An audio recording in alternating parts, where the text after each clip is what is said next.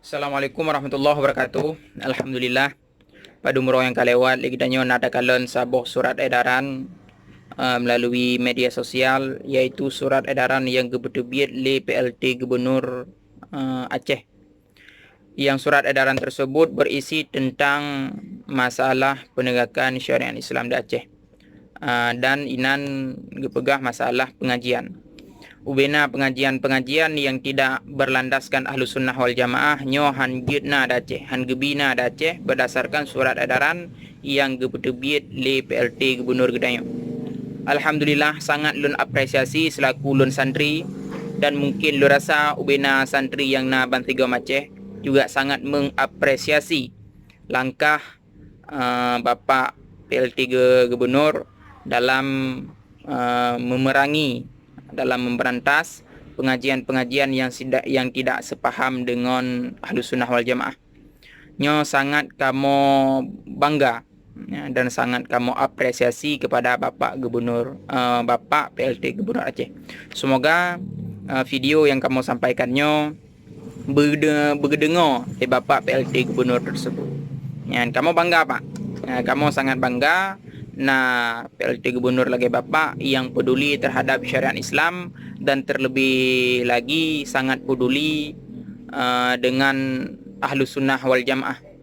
Sama dengan di saat Bapak akan tim teken, di saat Bapak akan tim terbit surat edaran yang lagian rupa, sama dengannya pengajian-pengajian yang tidak berlandaskan Ahlus Sunnah, pengajian-pengajian Wahabi hanjit nali dah Aceh. Yang pertama adalah kamu ucapkan selamat kepada Bapak PLT Gubernur. Yang kedua, kamu juga mengucapkan selamat untuk Wahabi. Tengku Farhan, Wahabi-Wahabi yang na di Banda, Wahabi-Wahabi yang na Bantigam Aceh, nyo kajit nugulung lapak. Wahabi-Wahabi yang na di Aceh, nyo kajit nugulung dika. Kajit ni alit lemo ju. Urang drone han alit tempat ni ada Aceh. Yang gubernur kamu, PLT gubernur kamu, nyo hana setuju dengan pelajaran-pelajaran, pemahaman-pemahaman yang Nabi lewat ron. Jadi kajit nak gulung lapak, kajit nak tinggalkan Aceh. Aceh hana butuh Wahabi, Aceh kon tempat Wahabi, Aceh kon tempat pemahaman Wahabi. Maka kamu ucapkan kepada si Farhan dan kepada pengikutnya dan kepada jajaran-jajaran Wahabi, selamat meninggalkan aktivitas di Bumi Aceh. Selamat le urang dron hanjit le nak dakwah, hanjit nak persesat le urang Aceh.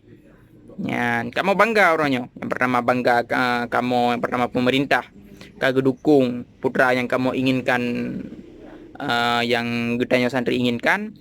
Yang kedua, pengajian Wahabi hanjit na le no Aceh. Kamu sangat senang dan kamu sangat gembira.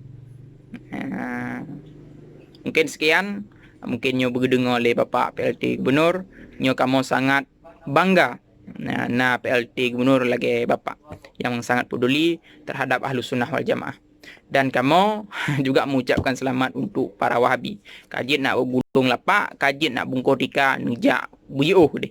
Yang baik deh le no. Hanya sekian. Assalamualaikum warahmatullahi wabarakatuh.